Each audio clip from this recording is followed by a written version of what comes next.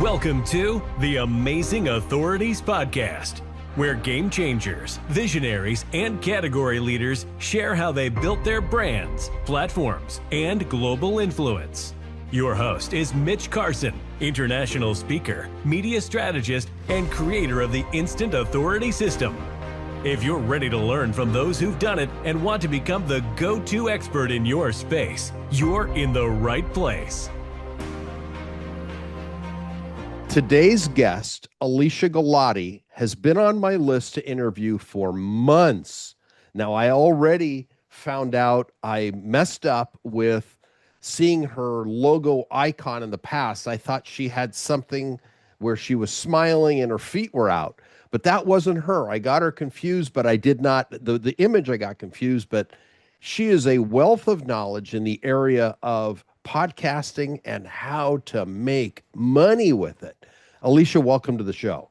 Hi, Mitch. Thank you so much for having me. I'm so excited to have this conversation. Yeah, and we're both in different cities than our birthplaces. I'm from Los Angeles, lived there most of my life, brief stint in New York for 1 year, which we both shared, New York City, that is. You're from upstate New York, and now you're in North Carolina for a life choice.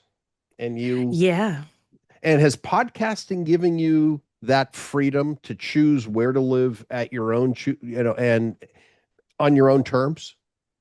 Yeah, absolutely. I run a podcast production agency, and so it's me and two other women.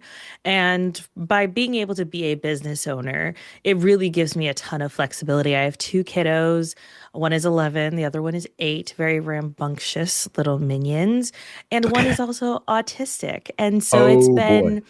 It's a lot, right? And so it's been very interesting having the flexibility to say, actually, I can't have any calls on Mondays and Fridays, and I need lighter days on those days because my husband's at work and I need to be full-time mom. And then Tuesday, Wednesday, Thursday, I can have those calls. I can be in deep focus work and have that space, and then be fully present mom from, Friday to Monday. And that's really allowed me to have that flexibility, which is so incredible. And podcasting is a great way to do that because I can record once, get my voice out there, get my message out there, talk about what I want to talk about, and then have it go out whenever it needs to, right? So I can batch record. Do you ever live? I don't. Okay. I attended a podcast conference. I think it was PodFest in Washington, D.C. about 1.5 years ago. And two of the big movements that they were talking about in terms of the exploding trends were, one, lives, doing it live, and two, YouTube, which isn't new, but because it was an audio only platform at one time at its origin. Now it is visual. We're doing this visually. I mean, you look great. You're lit up. And you've got all the visuals in the background.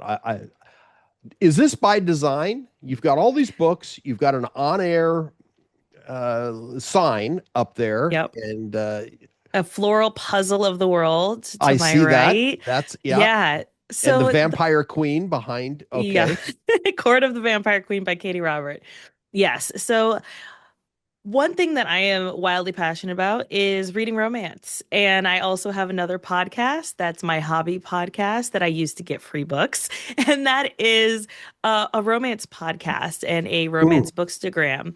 And so I kind of have this set up as like, this is a bit about me. I love Lego. So you'll see like the Lego up here that I built. You'll see little Lego features and flower adornments throughout. And then, of course, the romance books. And I love sitting and doing a 1,000-piece puzzle with an audiobook in my ear that is like, just gold. Wow. Time. Okay. All right. Well, that's your time. And then you have the on-air sticker or on-air sign up there where from my radio days, we had that. And when that went live, when it lit up, that meant, okay, you are literally on air, and stop whatever you're doing and stay focused. And yes. And why I like podcasting is the freedom. Yeah. The freedom where I had a show every Saturday afternoon at 1 p.m. and it was live and there were no redos. The beauty of podcasting is you can edit. Yes, that is the gold. Yeah, one example Beauty that and I the bane. Yes. One example that I think really helps people understand this, drives this home. Two things happened last year, so 2025. The summer, I completely lost my voice. I got bronchitis and I did not have my voice for 2 whole months. Now, Oh imagine my what gosh. that did to my business, what that did to my podcast, to my content, to being able to do a live show, right? I had workshops that I had planned during that, like everything that I had in the summer, right? And it's summer. I want to enjoy my summer with my voice. No, I can't. So I had bronchitis. My podcast did not stop because I was batched so far ahead. I had had so many Oh. conversations already pre-recorded. I had solo episodes that I could pull forward, right? So I had different podcast that was on the topic where I was answering podcasting questions in 10 minutes or less. And I was like, pull as many of those in for my solo episodes so my audience still gets me. And so that way they didn't miss anything. It wasn't like I had lost my voice, and no one actually knew unless they tried to talk to me. And then in November, my husband got pneumonia. And I had to put like a major pause on my time, what I had available to actually record.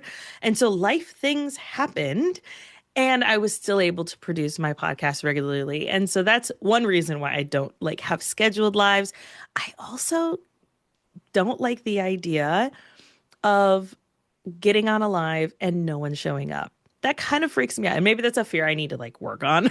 I don't know.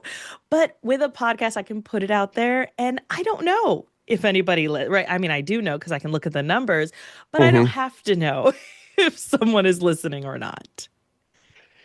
There is that element of people not showing up, and and that would hurt.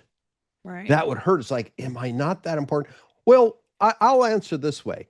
If you have an audience that's used to consuming your information at their leisure, to then shock them and force them to consume it your way, it may not be you, it's just their behaviors of consumption.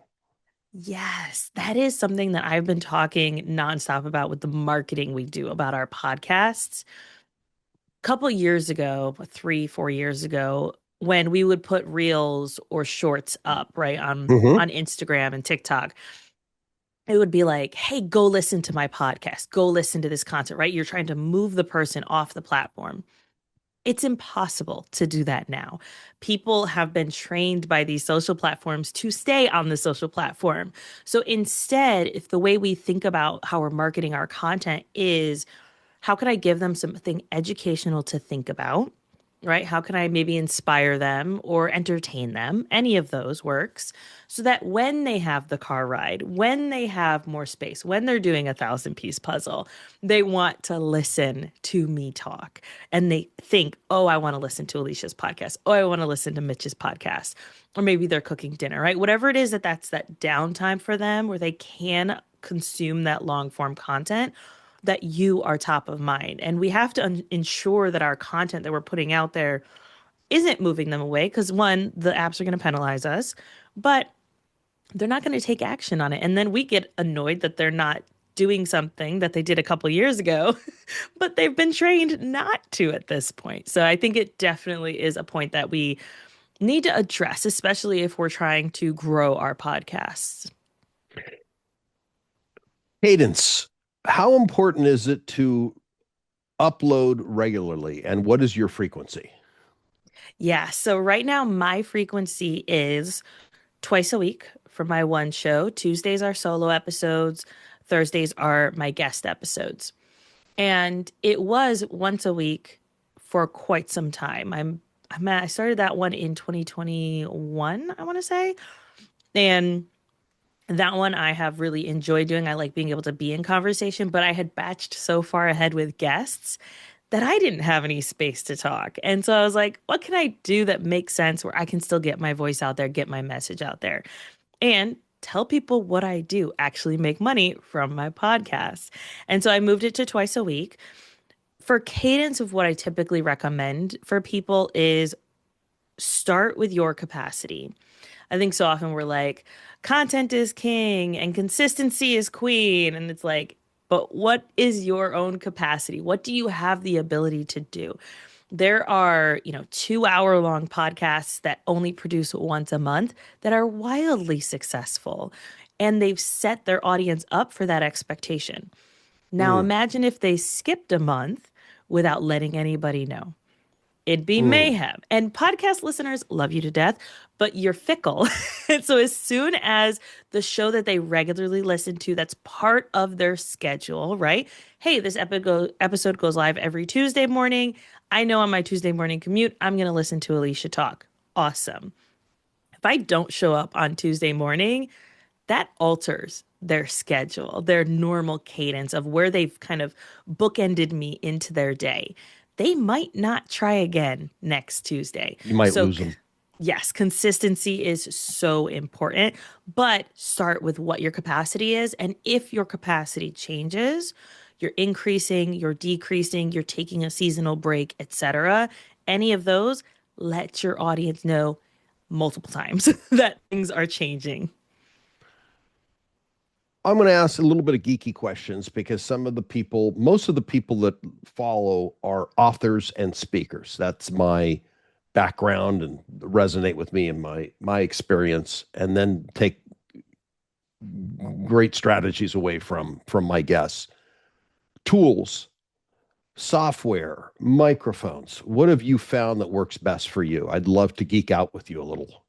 Yes, we both have the Shure podcasting mic IC. That Yes. one is a fantastic one if you have the budget for it, right? I mean, budget is everything. If Mm, you don't have the budget for it, I wouldn't recommend splurging on that.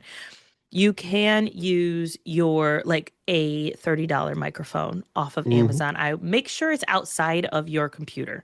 Don't use your computer microphone or your webcam microphone. Never. Yeah. So anything like that.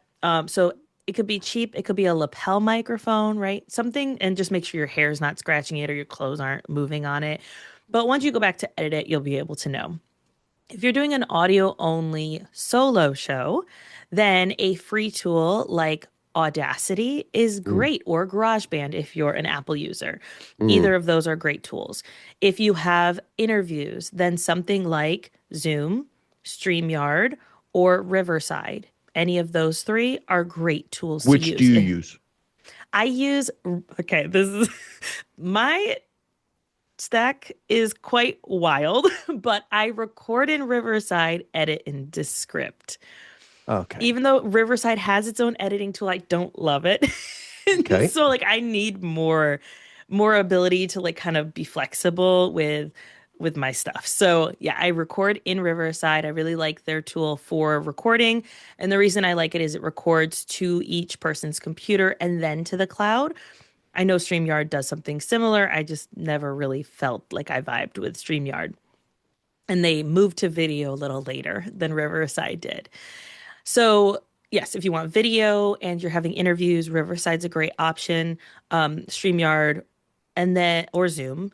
And then for editing tools, I would recommend using Riverside. If you're already paying for it, then go ahead and use it in there. Most of the time, I think we're with the rise of AI, we're coming to almost a tipping point of like how much editing is too much editing to where I Mm, now sound like an AI podcast.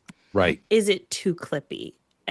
So I interviewed someone, he said that he's kind of going way out there where he's like creating AI podcasts of himself. I personally would never do that. That's just not Me my neither. thing. Not interested. No thanks. But he said for his human podcast, and he's going to be clear that it's an AI version of him. For his human podcast, he's keeping in the ums, he's keeping in the stumbles over his words, he's keeping in all of that stuff. Now, if you're someone who maybe does voiceover work professionally, an author, right? And you're reading your book and you're speaking, maybe you want to make sure that you're cleaning up your stuff and making sure that it's presentable so you can use that as a way to book speaking gigs, to present your work, to express what you're like. And so, yes, those are some of the tools that I use. And then if you're finding that there's issues with your audio, there is a tool. You get 2 free hours a month, or you can pay, I think it's like $10 for a couple hours. Auphonic. It Mm. equalizes the audio. It removes background sound. It can remove any silence or dead air. They do have a like taking out ums. I don't love it how they have it just yet. Maybe they've changed it in the like last few months since I last tried it. But I find that that tool works really well for just cleaning up the audio to make something really presentable and nice. People are here right now. What are the names of your podcasts so they can listen in? Yes, thank you. So, Podcasting Unlocked, that is my one all about podcasting twice a week, like I said. I have We Read Smut. It's exactly what it sounds like. It's just the podcast where I talk about romance. I talk to authors, typically authors of color, because that's important to me, especially with the publishing industry being, especially in romance, being very geared towards white folks, right? Like it's just predominantly white romances. And so I want to make sure that I'm amplifying voices of people that look like myself. And then I have a podcast that kind of started the whole thing. I'm not currently producing it, but it is out there and we still get hundreds of downloads every month, which is wild to me. But it's called Two Sisters and a Cult. And that is where I talk, my sister and we talked about cults from the lens of people who have grown up in cults. And so I grew up in a cult, and it was kind of our way to therapeutically process after our mom had passed away. Why in the world did she join that cult? And so we would explore different cults and talk Whoa, about whoa, them. whoa, whoa. Yes. That's I was if I'm going to age myself. I was 10 years old, was sent by my mother and another person who was 16. He drove, it was my half brother and I and a friend of his to see Reverend Jim Jones. Oh my goodness. Yes, in That downtown is LA at the Shrine wild. Auditorium. And we were the only white people, and all the Yeah. audience was black people. Now, he was a white man, and he was the Hmm. leader of Jonestown, which is down in Guyana, and that was the mass suicide Yes. of Kool-Aid. And that was back in the 70s. But in 1970, I went to go see him. So he was one of the most prolific, horrible cult leaders Yeah. of the 20th century. I would have Agreed. to say. So, which one were you raised in? I've got to hear this. This is interesting. Sorry, that's a little different than. No, you're good. So the cult I was raised in was a fundamentalist Christian cult based out of New Jersey. They have since disbanded, but it was a women's program that was meant to help women overcome drug addiction, to get their lives together, to be clean. And during that time, and this is very early 2000s, most of the programs for women did not allow their children to also come. And this Mm, was one of the very few. And I'm the oldest of five kids. And so we were there. And when we got there, it was like, my mom is clean. We have food. We aren't giving money to strange people at the door. We have clothes.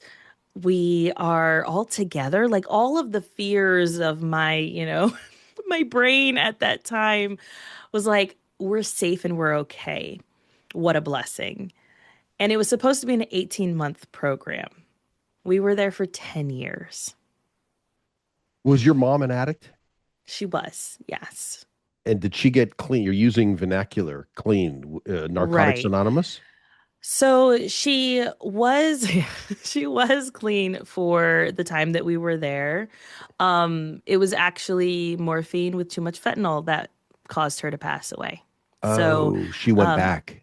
yes, she went back. And the problem, I think, really, and the reason why I classify it as like a cult is that the leader had this attitude of, I am the one who knows the way. You don't have the ability within yourselves to make good decisions, to Creates do good dependency. for yourself. Yes. And so that's why we were there for 10 years. And it got to the point where, I was homeschooled through this program, and then I get to 12th grade and I'm like, I want to go to college. And I wanted to go to a Bible college. It wasn't even like it was like a secular college or anything like that.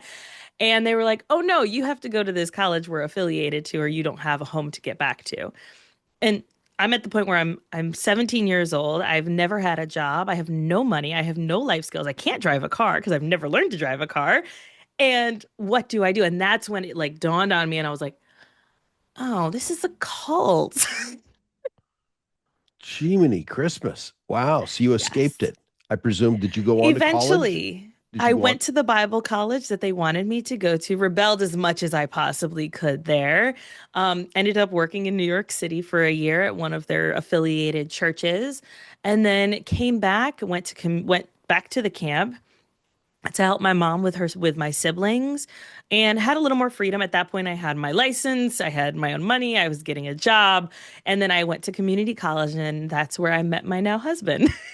So yeah, it was quite a journey. Yeah, I know this is a little bit off the topic, but I find it particularly interesting when you mention that. I divulge this. I'm at the point in my life where if I can help somebody by divulging my background, it might help. I don't care if people judge me. I'm 41 years clean. Yeah, awesome, that's Yes, incredible. and through one of the 12-step programs, and Hmm. it has saved my life. I mean, I have a life, all of that. So, and I didn't do it through a cult. I was exposed to Jim Jones, and that was an Right. interesting experience there. And he was very controlling. And we got up and left in the middle of the sermon because we saw people dancing after they were coming up in wheelchairs. He touched Mm, their head and threw the power, and he was a scam artist, a yeah. complete scam artist.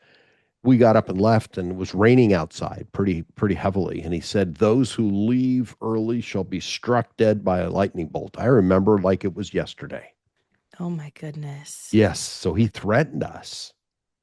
That's terrifying. Oh, and he wore sunglasses, and it was all a big setup. I don't know about this Yeah. woman who started this cult. Was she similar? Did she have her own brand of attire and how she looked?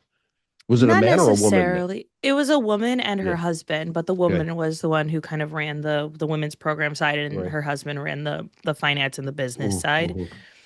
It was, yeah, very much controlling. Shut. I say this to my kids jokingly, and they know this. Shut your mouth when you're talking to me. Kind of. At least she used to actually say that to people. Wow.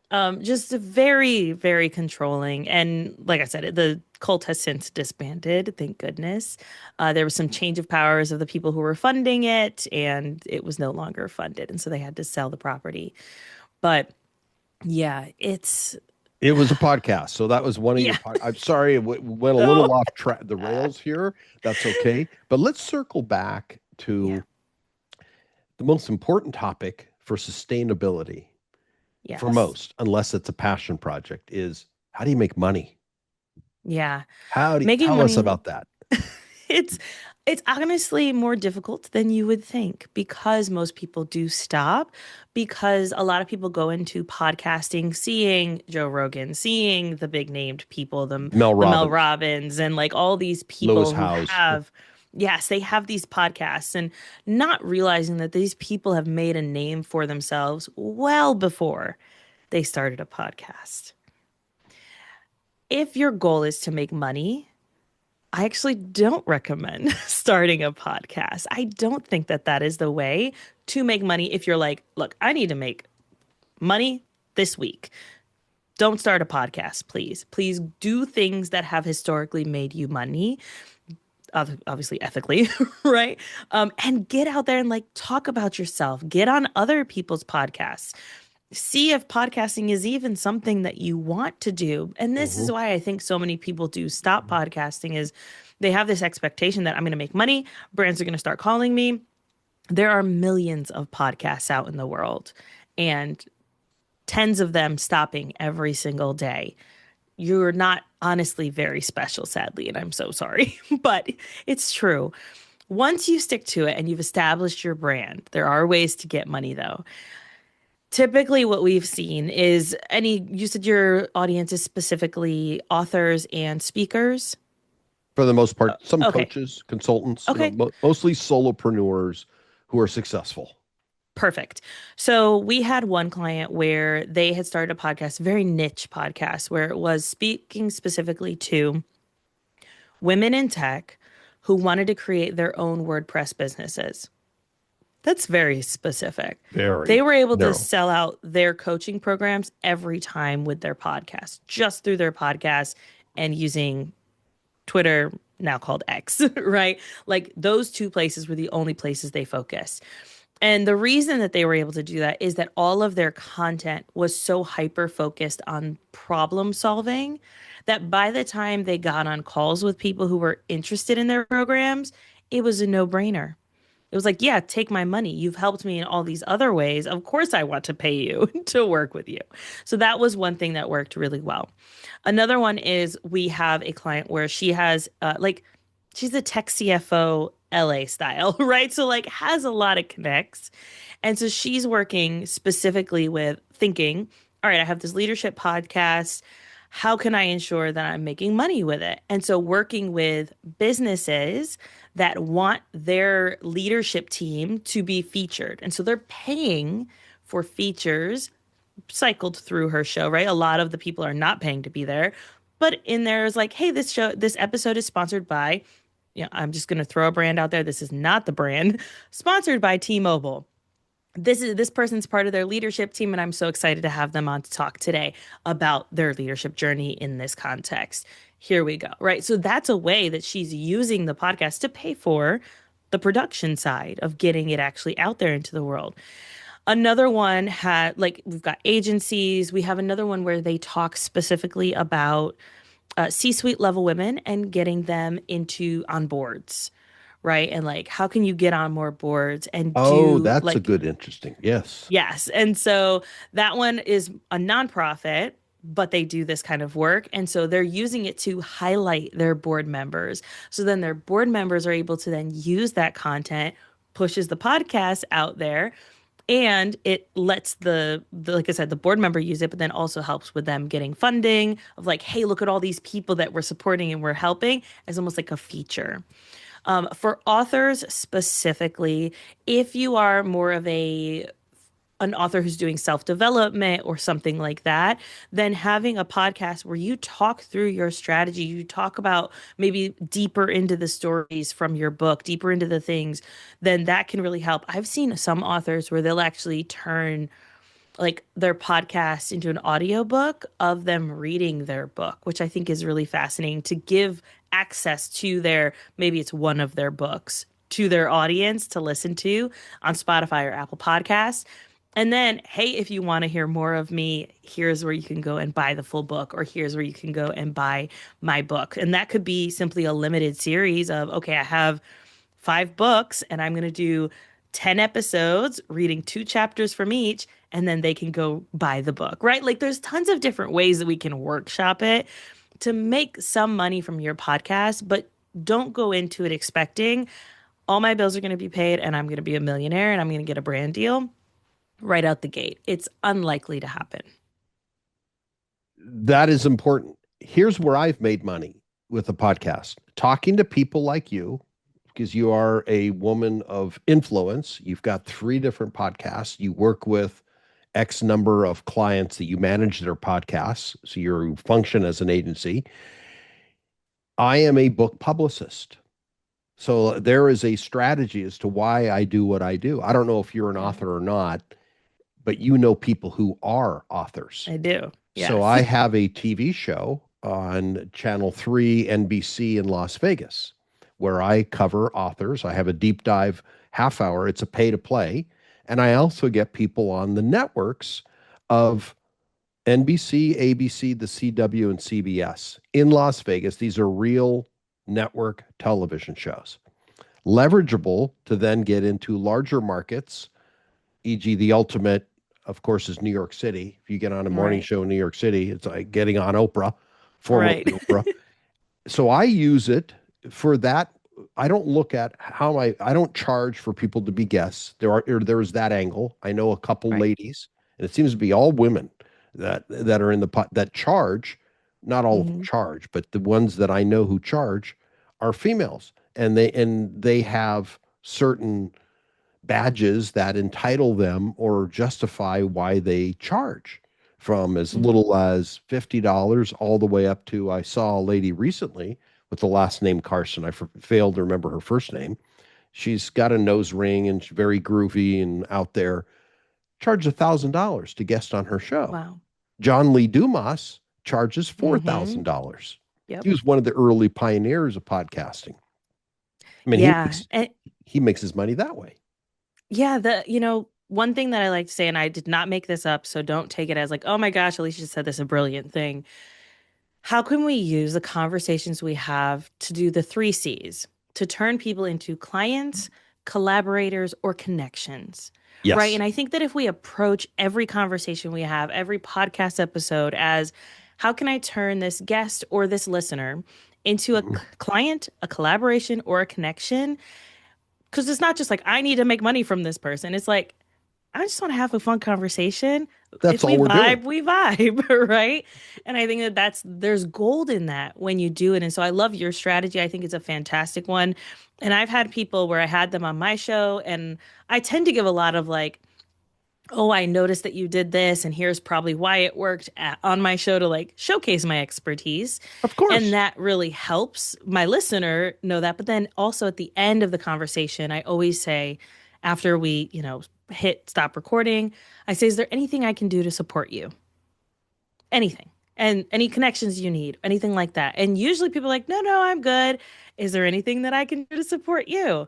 And I'm like, I take that opportunity of, yes, actually, I'm looking for to be on more podcasts. Do you know anyone who would be open to having me on? Right. So it's not like, hey, I want your money. Right. I'm Mm. not doing that. It's how can I turn this incredible conversation into something further, even if it's 6 months from now. But I think that's really where the gold is. And that's where it's worked for me in opening doors and making connections. And Yeah. yes, I've had clients out of it. Could I have done a better job? But I got my feet wet, Yeah.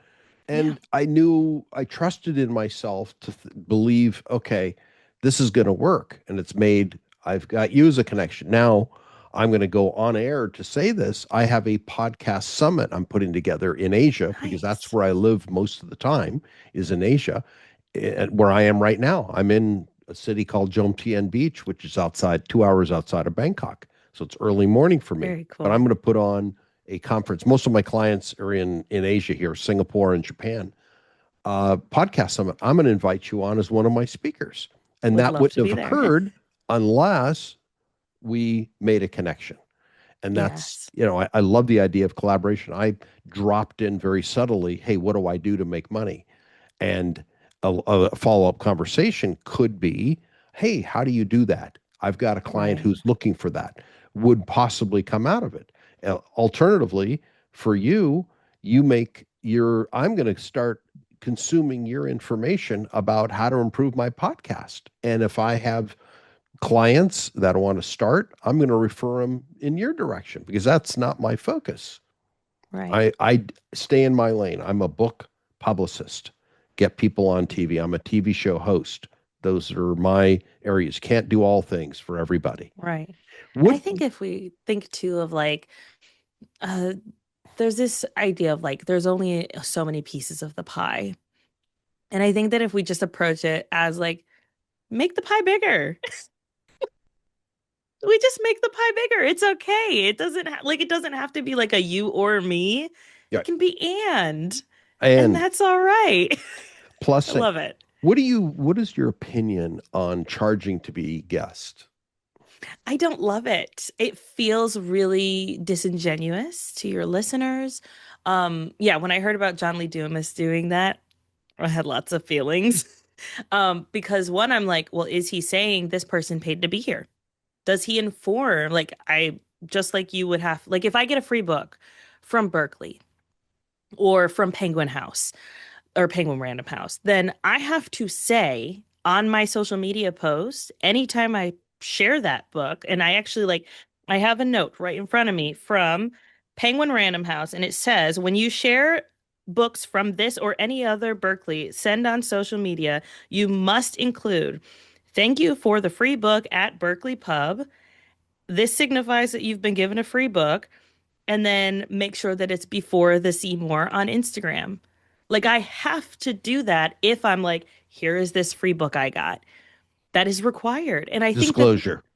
podcasting is like the Wild West. Anybody does whatever they want. And it's like, that's not okay, right? And if we as podcast hosts aren't genuine and letting our people know, maybe the FTC comes in and starts mandating things. I don't know. So, yeah, I don't love it.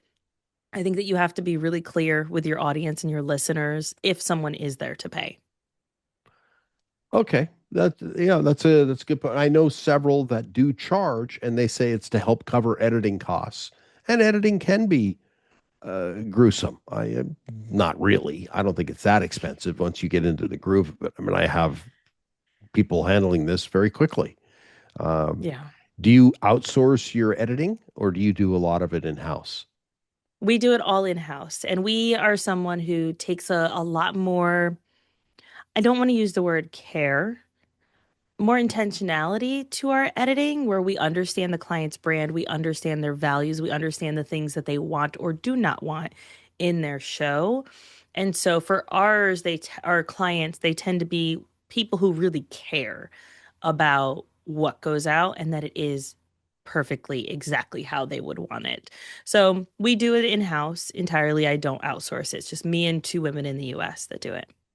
Oh, okay. Yep. Well, keep it there. So Yeah. tell us again all three of your podcasts because are one is twice a week, which is the tips about podcasting. What's the name of that one?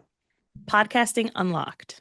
Podcasting Unlocked. All right. So that's twice a week. One you solo, one you interview people Yep. who are, I presume are in the podcast industry, podcasters. They're podcasters and we just talk about their journey. And it's really to show that there's no one right way to podcast, that you get to decide what works for you. Second podcast. Yes, that one's all about romance novels and from a diverse lens. And that one is called We Read Smut. And it's, yeah, exactly what it sounds like. And the third is called Two Sisters and a Cult. And That's that one was the proud. one with my sister. Yeah. Wow. We title things very, I'm not someone who can use flowery language and fun. Like, We Read Smut, Podcasting Unlocked, Two Sisters and a Cult. It's very clear what they're about. Obviously, yeah. Yeah. The names were chosen carefully and they're associated with what is covered. I get it. And the cult Exactly. part. How often do you release that? The cult one we actually stopped producing, but it's still out in the world for anyone to listen. We stopped doing it because cults are really depressing. And it was messing with my sister's mental health. And I was like, we can stop. Like, we do not have to keep doing it. If it's depressing, we're good. Okay. So, yeah. Where can they get a hold of you, Alesia?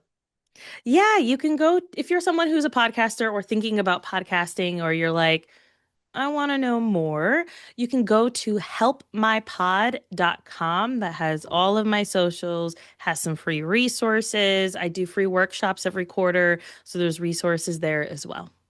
Perfect. Well, thank you so much for your time today. You've been an excellent guest. I wish you the best, and I will be reaching out to you to invite you to the podcast summit that I'm putting together here in Asia. And Awesome. that'll be great to showcase your skills. Thank you so Yes. much.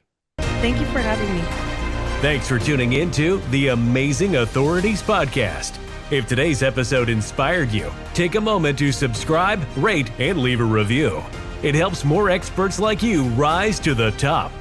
For behind-the-scenes access and free resources to boost your authority, head to mitchcarson.com.